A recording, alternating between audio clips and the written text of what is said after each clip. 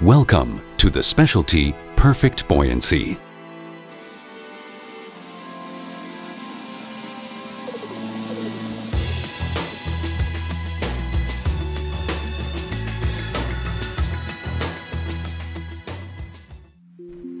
The underwater world is a fascinating world. As a diver, you will get the unique opportunity to journey into the underwater world. Diving is one of the most memorable and rewarding experiences, and it exists in virtually every type of water, fresh and seawater. Diving requires a mastery of certain skills. Good buoyancy is one of those skills. The ocean floor is generally covered with silt, and without a mastery of buoyancy, you would stir up this sediment, impairing visibility. If you are diving over a coral reef, you want to avoid breaking the coral, and also, therefore, perfect buoyancy control is needed. Remember that the mastery of your buoyancy skills is generally the best environmental protection, but there is way more in it for you. Perfect buoyancy will teach you how to determine and adjust your weight system properly, so your trim and your swimming position will improve. This will lead to less water resistance and easier movement, which will benefit you in less air consumption. So, in essence, perfect buoyancy may lead to longer dive times and more relaxed diving experiences. Perfect buoyancy skills are the basis for several specialty areas. Without fulfilling this important prerequisite of mastering the skills, it is nearly impossible to enroll in deep or dry suit diving safely. Another specialty that you will want to look into is digital photography. Photography is the only way you can create permanent memories of your diving adventures. Once you've had some practice in perfect buoyancy and you're really adventurous, you might want to look into wreck diving or even advanced wreck diving, which teaches you limited wreck penetration within the daylight zone. But before we go deeper into the subject, we should answer the question, what is buoyancy? Buoyancy is the characteristic of a fluid to push up on an object immersed in it. Archimedes' principle states, an object floating or immersed in a liquid will be buoyed up by a force equal to the weight of the volume of the liquid displaced. There are three types of buoyancy that can describe an object immersed in a liquid: positive, negative, and neutral. Positive buoyancy. An object less dense than the liquid will float. For example, any object weighing less than 1.03 kilograms per liter or 64 pounds per cubic foot floats in salt water. Negative buoyancy. An object with greater density than the liquid will sink. For example, any object weighing more than 1.03 kilograms per liter or 64 pounds per cubic foot will sink. Neutral buoyancy. An object with density equal to the density of the liquid will neither sink nor float. For example, an object weighing 1.03 kilograms per liter or 64 pounds per cubic foot will remain neither sinking nor floating. Proper buoyancy control makes the difference between an enjoyable, effortless dive and an uncomfortable, potentially dangerous situation in open water. Many serious diving problems have been linked to inadequate buoyancy control.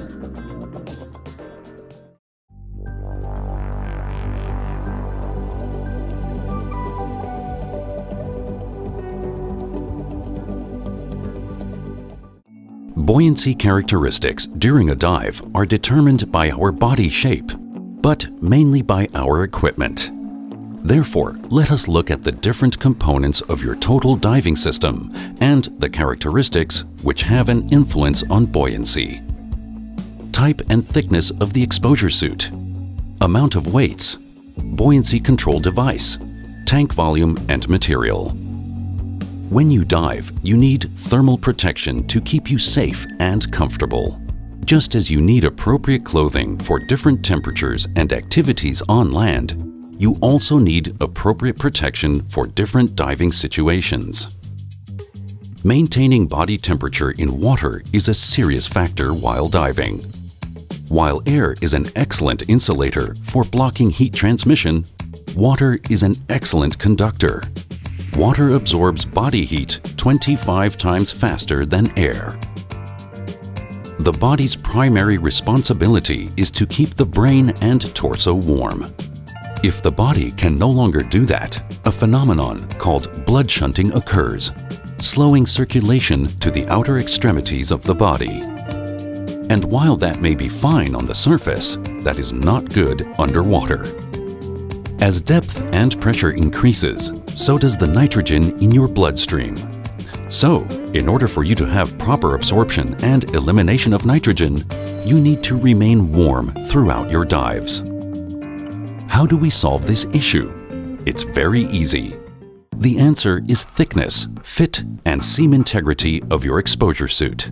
Thickness solves conduction. Fit and seam integrity solves convection. Then it's all about layering. That can be a rash guard, wetsuit in all thicknesses, lightweight fleece, or even a dry suit. It will largely depend on the type of diving you will be doing. Wetsuits are also buoyant and require you to wear just enough weight to offset this buoyancy. But let's not forget that as depth increases, so does pressure. And what will happen to those closed nitrogen cells is they will compress. This is why you wear a buoyancy compensator to make descending, swimming at the proper attitude or position at depth, ascending, and surface flotation easy. Remember that most of your body heat escapes through your head, feet, and hands. Hoods, gloves, and boots account for 30 to 40% of your thermal protection. Any additional piece of your exposure system needs to be considered as well when planning for the proper amount of weights due to increased positive buoyancy. Dry suits are used for cool to cold water conditions. Air instead of water is filled in a dry suit by an inflation valve, which is connected with your regulator's first stage by an inflator hose. Air is introduced into the suit for thermal protection and to prevent suit squeeze. On ascent, air in the suit must be allowed to escape through an exhaust valve. Diving in a dry suit is very different from diving in a wetsuit. If dry suit diving sounds like something you want to try, ask your SSI dive professional about the Dry Suit Specialty program. To compensate for the positive buoyancy of the diver and the exposure suit, a diver needs weights to descend. The weight belt or weight pockets are designed to easily disengage in case of emergency. Weights, and only in the amount needed by a diver, are threaded and balanced onto a traditional right-hand release weight belt. If needed, the weight belt is easily released, held away from the body, and dropped. With weight-integrated buoyancy compensators, the weights are evenly balanced in weight pockets attached to the BC. If needed, a quick release is pulled and the weights fall. Diving cylinders are available in many sizes and are made from either steel or aluminum and have different ratings and capacities. Other considerations when choosing a cylinder are how they affect your buoyancy before and after the dive. Aluminum cylinders will tend to be positively buoyant at the end of the dive. So, you may want to add some more weight when diving an aluminum cylinder in comparison to steel. This will assist you with a slow ascent to the surface and the ability to make your safety stop. The BC provides you with surface flotation and is used to control your ascents and descents. BCs are available in many types, like adjustable and wing design, and they are equipped with various features. The most important safety feature for a BC is that it provides you with enough lift capacity when you are fully equipped. Just contact your SSI Dive Center to find the BC which fits your needs best. Maybe you will also have the chance to try different models, and then you should simply select the one which you feel best with. Preparation ensures that you will show up with everything you need for the day, and that your total diving system is ready for diving. Plan to arrive at the boat or dive site early so you can assemble your equipment and get settled without having to rush before the boat leaves the dock. Stress may be triggered if you have difficulties with your equipment. If you have not been diving for a while, you may be a little rusty. This can be frustrating and embarrassing. An annual scuba skills update and occasional practice will boost your confidence in your abilities. Ask your SSI Dive Center about enrolling in a scuba skills update if you need to refresh your skills. If you want to learn more about your equipment, ask your SSI dive professional about the SSI Equipment Techniques program.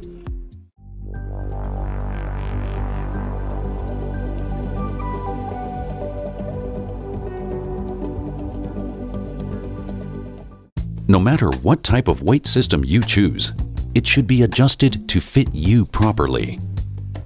Your SSI Dive Center can help you choose a weight-integrated BC that best suits your diving style and needs, as well as teach you the proper weight placement. If you are using a weight belt, you should position the weight evenly on your hips.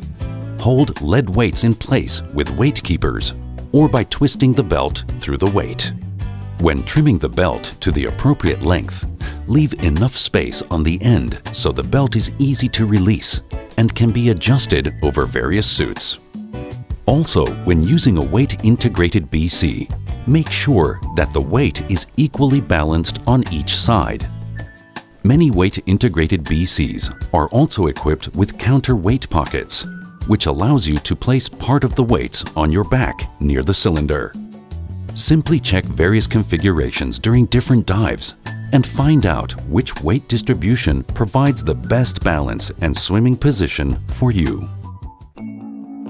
Proper weighting and buoyancy control are two important skills for diving comfort, especially at depth. When you dive deep, the water pressure will greatly reduce the buoyancy in your exposure suit and BC as the air inside them compresses. This will make you negatively buoyant at depth. Both factors will influence the need to inflate the BC at depth in order to remain neutrally buoyant. Inflate the BC in small increments, letting the increased air take effect before you continue to inflate. So, why not just take some weight off your weight belt?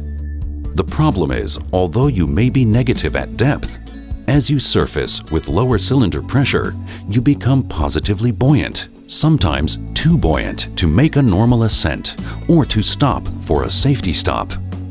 This is very dangerous when deep diving. The key is proper weighting at the surface before you make your dive and proper buoyancy adjustment during the dive. Now, let us have a look at how proper buoyancy check works in detail. You should be able to establish neutral buoyancy while floating at eye level by inhaling a full breath with an empty buoyancy compensator. Place mask on your face. Take a deep breath. Deflate buoyancy compensator completely. You should float at eye level or just a little bit below. If you are heavy, reduce the amount of weight. If you are buoyant, increase the amount of weight. You can easily control your descent by letting air out of your BC slowly. As you descend, the suit will compress, and you simply add small amounts of air to your BC to remain neutral throughout the dive. Neutral buoyancy also allows you to ascend effortlessly. You just have to remember, as pressure decreases, what happens? Volume increases. You will need to control your ascent to the surface by purging air from your BC. Remember, the greatest relative change takes place in the last 10 meters or 33 feet. Your dive computer will monitor your ascent rate and safety stop. Once you reach the surface, simply fill your BC for positive buoyancy. Let us have a closer look at the fin pivot, which will enable you to experience the effect of breathing relative to your buoyancy. Remove all air from the buoyancy compensator. Lay on the bottom face down and keep the fin tips on the ground. Put the buoyancy compensator inflator in your left hand. Gently press the inflate button to introduce a small amount of air into the buoyancy compensator. Do one or more complete breathing cycles to check buoyancy state. The body should move up after inhaling and move down after exhaling while keeping the fin tips on the ground. Repeat step 4 if needed to achieve neutral buoyancy. Neutral buoyancy is only achieved by maintaining a constant level after 3 or more breathing cycles. The next step is to hover motionless. Achieving mastery in that skill really means that you are on the right track to achieve perfect buoyancy control. Apart from practicing true buoyancy skills, you should also work on your fin propulsion techniques. Exercises like flutter kick, dolphin swim, backward swim, and helicopter turn will also improve your skill level.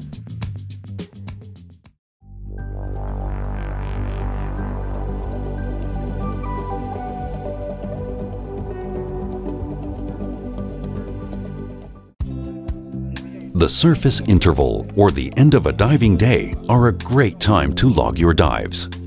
Your logged dives will count towards your next level of diving and are a great way to remember your trip. Find your buddy and together log your dives. Record the important information from your computer: depth, time, water temperature, exposure suit, and weight. This will give you accurate information for planning your next dives. Perfect buoyancy needs practice and experience, but making the effort is definitely worth it. Being able to reach out for new areas of diving will give you the opportunity to experience new challenges and dive sites. And the secure knowledge that you will be able to protect the underwater world due to your new skill level will simply make you feel good about what you are doing. With this basic training, you will open up a whole new world of diving adventure. On behalf of SSI, your SSI Dive Center, and your SSI Dive Professional, we welcome you to a new and exciting world of scuba diving.